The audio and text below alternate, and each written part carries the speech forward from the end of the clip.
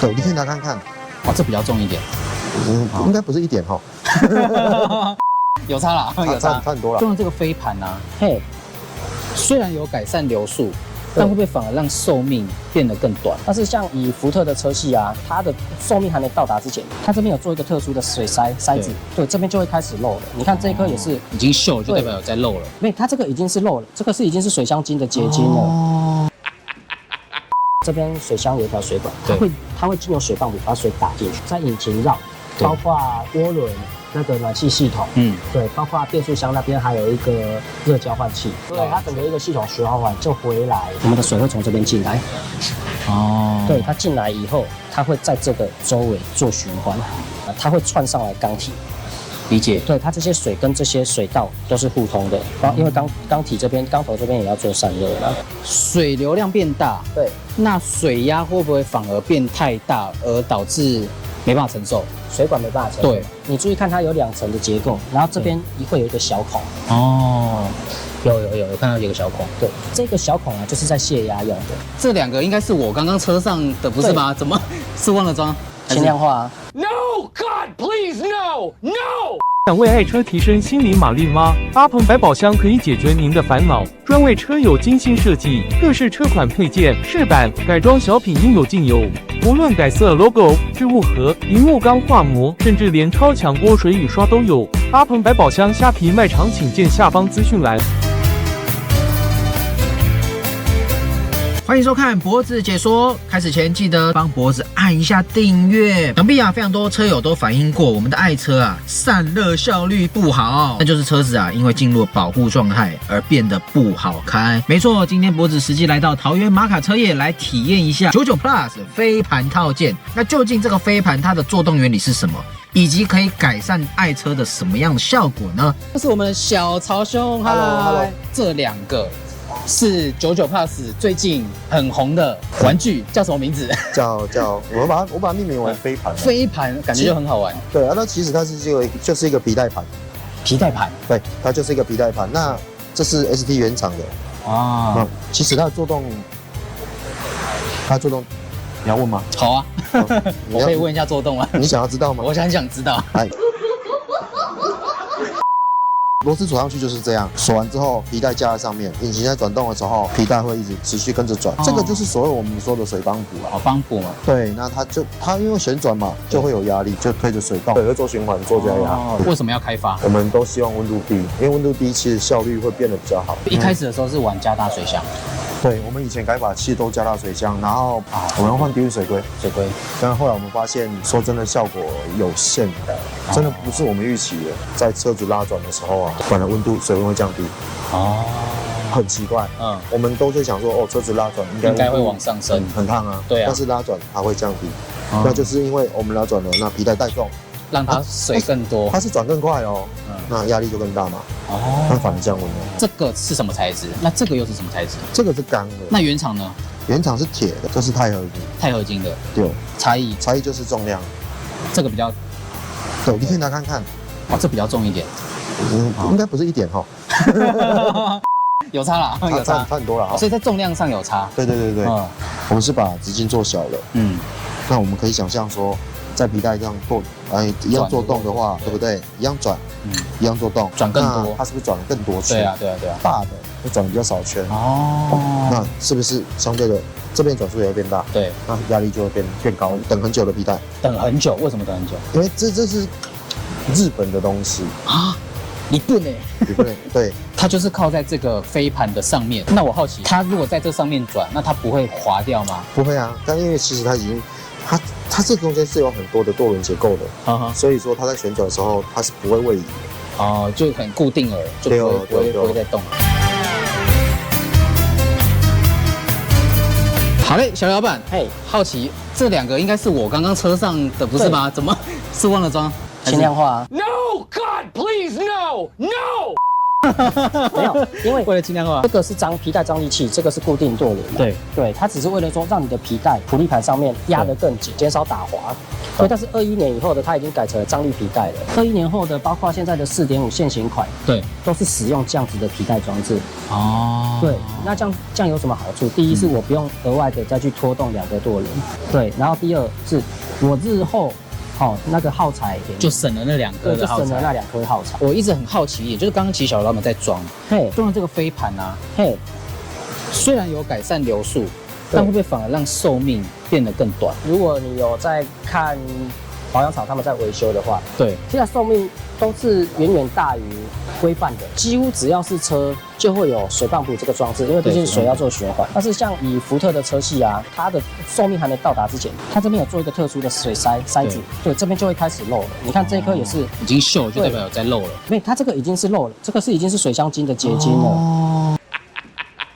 轴心还没磨损之前，这个就已经泄漏。哇塞，这个转速大约可能快了20%，听起来感觉很多嘛？对啊，对，实际上它不是说一直在高转速的运转。对，所以其实寿命是差异不大啦。以营业车来讲，长期在怠速，对它的使用时间其实比我们一般的家用车，对啊，对它可能里程累积的也多，但是怠速的时间更多，它引擎运转的时效更久，对，但是它的水泵浦也没有因为这样而提早老化，好像也不会。对，那像你的车，你都顺带步，对啊，我顺顺开。那如果遇到一些比较激进的，对，他们常常在激烈超价的，他们水泵浦也没有因为说我常拉高转，对，就因此水泵浦提早衰退，是没有看到这个。像这台车，它有一个链条机油皮带，对，它时间到了要换。通常你拆到它的时候，水泵浦都会跟着一起拆下来了。对，是有连贯的。对，那这时候因为毕竟一次工拆下来了，这我们都会建议车主预防性的先做工，它单价很低。因为我们知道有些人喜欢超价的时候，会发现到一个问题点是，当我们退档在补油门的时候，反而温度降下来了。对，你有时候你可以看一下，比如说像我们在北部，对，有时候我们爬林口坡，它水温会慢慢升高。对，有时候你如果比如说我想要前面超个车，我会觉得我突然踩一下油门超车后，我水温反而是下降了。对，那就是后来我们也是发现这个原因，而去找说为什么原厂的那个水泵浦它转速比较低，那水流量比较小。对，那所以就会变成说，我的冷却水，我前面的冷却水跟引擎的热水，它交换的时候太慢了。对。如果说今天我让它交换量尽量快一点，就是尽量让这些的冷水跑进去，热水可以快一点过去，快一点，引擎的温度就会降得比较低啊。对，所以为什么你看我一拉转，温度会降？对啊。就是这个原理。对。但我可以好奇，就是那个水的那个流向大概是怎么样的流向？可以大概跟大家介绍。水的话，它就是有分上下水管。好，对，那你像这条水管，对，这边水箱有一条水管，它会经由水泵浦把水打进去。对，然后在引擎绕，包括涡轮，包括我们的热水那个暖气系统，对，包括变速箱那边还有一个热交换器。每个这样绕，对，它整个一个系统循环完就回来。对，再回来这里。对。然后再重新绕一次。好，刚好有一颗野马2.3的引擎啊。引擎？对，本体。对，车主想要做强化，然后我们刚好在分解。对，好，然后刚好可以介绍一下。在那边是不是？对，来。这个就是。对，这一颗就是野马的引擎。对，它因为它想要做更大的动力，对，所以它把引擎整个拆解。对，然后就是可能到时候做清洁啊之后再去换上一些车主想要更换的，或者我们建议他更换的一些材料。对，然后这个就是引擎本体嘛。对，我们的水会从这边进来。对，它进来以后，它会在这个周围做循环。这个进去就是这些孔洞。对，周围这个。对，它循环完啊，它会串上来缸体。理解。对，它这些水跟这些水道都是互通的，因为缸体这边、缸头这边也要做散热嘛。对，然后散热完以后，对，它这边旁边会有一个侧边的开孔，这个它会再从这边排出来吗？排出来，然后再回到水箱，再做一次的循环。所以这样就是一个流程。对，因为我们毕竟这边在爆炸燃烧嘛，这个温度会非常高。比较好的办法，甚至是换成封闭式的，它这个水道没有开到这么大。对，但是强度会很高。但是换来的缺点就是散热比较低，温度刚好这边有一个这里又有哇，这么多可以吸。你像这个一样的引擎，结构类似，对，但是你看它这边这个都是水道它是用刨孔的方式，对，但是钢筒的强度就会比较高，因为它上面也被扶着，下面也被扶着，它不容易偏离。对，包括它这中间都是没有你看它中间是开小孔的。对，所以它的散热会比较低一些。对，但是它的强度远远高过原来可以引擎。但是小老板，我又好奇一个问题啊。水流量变大，对，那水压会不会反而变太大，而导致没办法承受？水管没办法承受。对，其实这个东西原厂已经做了非常好的考量方法了。因为水流速虽然变快，但是不是快到非常多。所以为什么有些车，甚至它原本原厂是6500转左右红线嘛，有些车甚至做到10000转。你看它已经达到1万转了。对，可是它的水流也一样变大嘛，可是水管却承受得住。因为原厂这边有做一个安全装置，它这边有写它的压力值。对，当你今天压力大到一个程度的时候，它这里面会有一个安全弹簧开关，对，它会自动泄压。所以你注意看它有2层的结构，然后这边会有一个小孔。有看到有个小孔。对，这个小孔就是在泄压用的。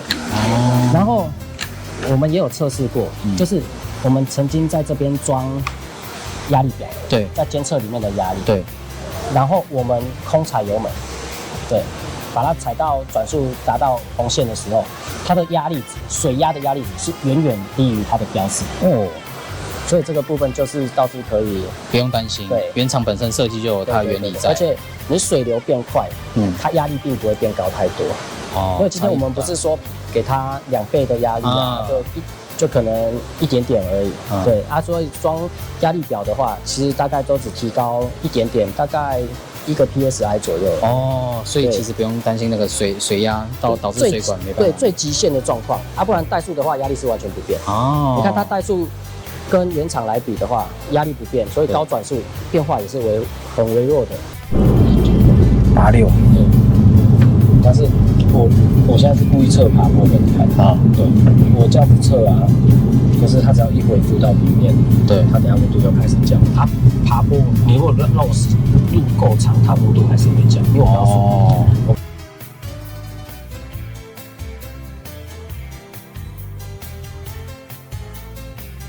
24大改款 Apple Car UFO 正式上市咯，支援 HDMI， 可连家中电视看 YT、Netflix 等。7色调，256色彩变化夜光呼吸灯，支援双屏易显功能，各式机型皆为脖子车友优惠价，详情请见下方资讯栏。对了，凡购买皆附发票加原厂保固哟。